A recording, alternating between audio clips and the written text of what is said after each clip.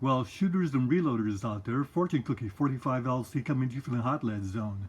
And we shooters across the country, and especially in California, know how to store our ammo for long term. We just get these ammo cans. And right there are ammo cans from Costco that we already did a video on, and they're selling like hotcakes. Well, here are more examples of how we store our ammo for long-term storage. But this video is not about storing our ammo because there's lots of videos on YouTube on that. What this video is about is what are considerations that we have as reloaders storing our bullets. And that's our cast bullets and our jacketed bullets. Well, I know from looking at other videos on YouTube that a lot of you reloaders out there store your ready bullets on shelving and this kind of thing. Well, I happen to use these nice metal cabinets that were acquired for free because, as you see, they're orange. And no one uses orange filing cabinets anymore. So they were being gotten rid of, and so I got them for nothing. So if you do some dumpster diving and you get lucky, you can get these cabinets for nothing. Now you've seen this before, but haven't shown you lately, and so there are my cast bullets that are on ready reserve, including shotgun slugs. So there's 3 full shelves, 2 deep, with the cast bullets, and the powder coater in there also. And I like to keep a lot of my favorite cast bullets right here on the bench. So certainly the topic of storage of our cast bullets is not a topic that's been explored on YouTube videos. This video is especially directed to the new reloaders out there who are beginning their reloading careers, and they don't need to have problems with bullets going to waste because of improper storage. Now, as for our cast bullets, they are amazingly forgiving in terms of long-term care. Now, I have experienced on a couple of occasions that when we water quench our bullets, if we don't dry them completely and we put them away in jugs, we will get a strange kind of lead corrosion. It's a formation of lead oxide, and you casters out there know about this because if you ever ordered any ingots where the person that made them and sold them to you kept them outdoors, then those ingots have corrosion on them. The lead can corrode and get funny colors like white and brown and this kind of thing on the ingots. Well, that can happen to our cast bullets too. But if we store our cast bullets in a cool, dry place, these bullets here are over 30 years old. Now I know that because when I was shooting steel, I would keep a reserve of 6,000 of these bullets because I used them that quick. When I ran that down, I would cast more and get them ready to go because I wanted to keep 6,000 on hand at all times when I was shooting steel. So this jug here was the very back jug of my reserve for this bullet. So it is at least 30 years old, and it hasn't been disturbed for all that time. Now, it was kept covered, that's why you don't see any dust on them. But it was kept in a cool, dry environment, and you see those bullets look perfect. If I were to load them right now, they would load easily and they would shoot just fine. So our cast bullets don't need that much care. We get them dry, we put them away, keep them dry and cool, and no problems with them.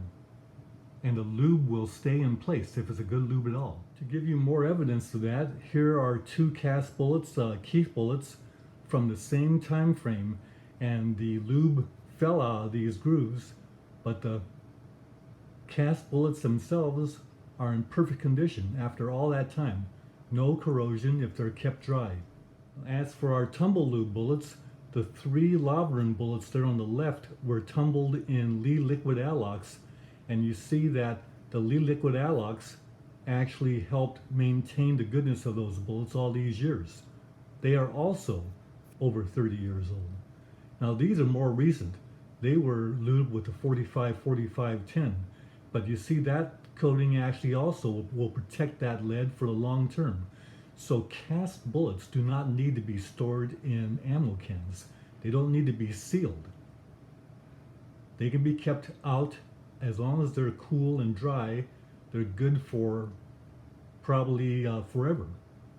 Now when it comes to bullet integrity over the long term for cast bullets, notice that these are loaded rounds and they are over 40 years old. I did a video on them. They shoot just perfectly. The three on the left actually have the Lee liquid allox on there. The one on the right, we rubbed it off. And so you see that the bullets are just fine and the ammo shoots fine after over 40 years of storage on the shelf. Now as for the subject of jacketed bullet storage, I'm like a lot of you out there in that I store my jacketed bullets on a shelf, only it's inside a cabinet. And my pistols on the right hand side, 9mm, 41 caliber, 44 and 45, and then we go from rifle going down to 22 caliber on the left. Now some of these boxes are between 30 and 40 years old, and what are some of the considerations for long-term storage of jacketed bullets? This is a topic that's not explored on YouTube. Now I know there are those who might ask, why do you need so many bullets? Well, then it's a good thing I don't show you what's in there and what's in there. Well, to best show you the effects of time storage on our jacketed bullets, I'd like to take you back to my varmint shooting days out in Weed, California. I was working up loads for my 6mm Remington rifle. And that's why you see 485 on this box of 100 6mm bullets from Sierra. When did you see that kind of pricing? But on the shelf, those bullets look new. Absolutely new. Show you another one. 6mm bullets, again that same time frame, absolutely new. These are open boxes.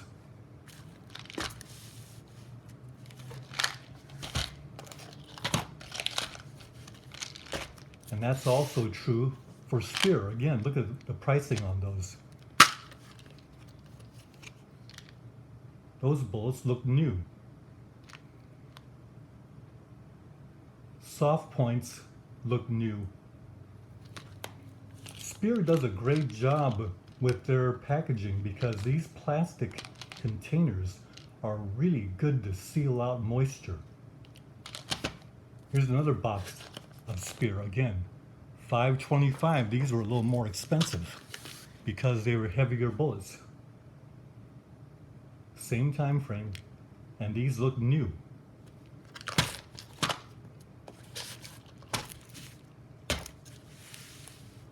But for some reason, the Hornady packaging, whether this cardboard box attracted moisture or something of this nature, can't really figure out exactly why. But the Hornady box, when you look at these, there's verdigris starting on those nose tips. Verdigris is the corrosion that copper gets. Turns kind of greenish. Also, can you notice that the bullets themselves are darker? They have a little layer of corrosion on. Here's another example of Hornady bullets from the same time frame. This is a 44 caliber, the real heavy 265 grainers. And when you open this box up, you'll see that all of that copper has darkened with corrosion. Compare that with the way bullets should look compared to the darkness of those. This is the same kind of corrosion you'll see on collectible ammo compared to new jacketed ammo, and it doesn't have to happen if the bullets are well cared for. They all have a very thin layer of corrosion on. Show you another example. 41 caliber. And those have the same darkening. So something about the Hornady cardboard. Now Nosler packages their bullets in plastic. So you see there, these are brand new. But they're not brand new. I bought these probably about 15 years ago.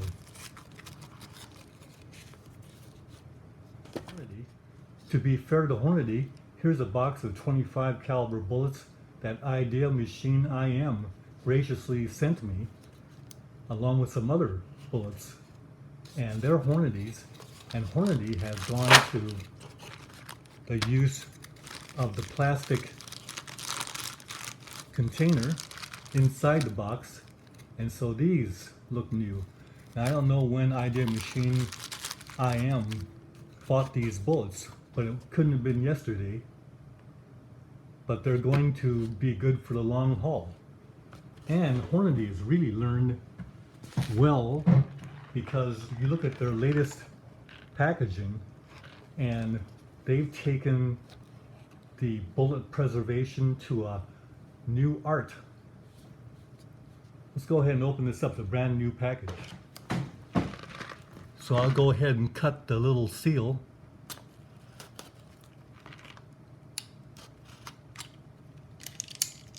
And show you their packaging. They've gone to a slide box, and now the nice plastic sealed package inside, and those bullets are of course perfect, and they are indeed works of art. So Hornady learned from this, from what they had in the past, no doubt, and we reloaders today can be fully confident with all the bullets that are being made.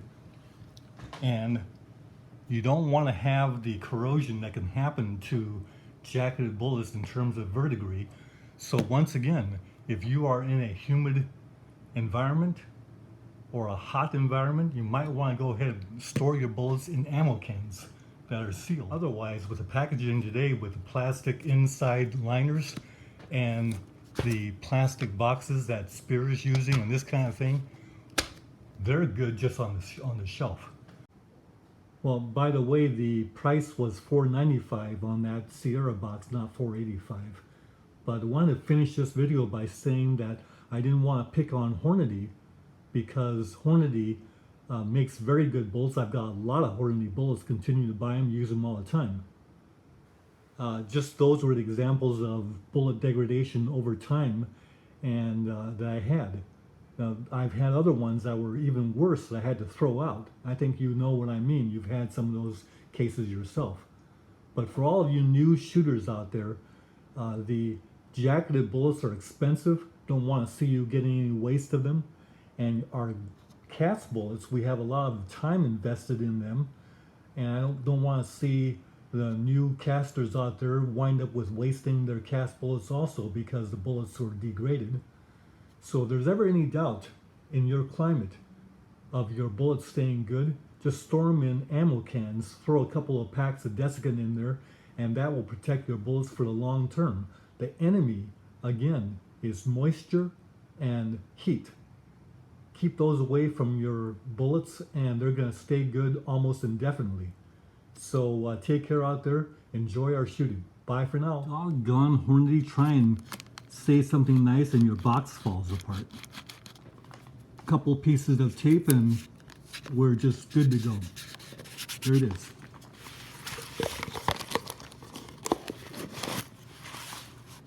Now it's good.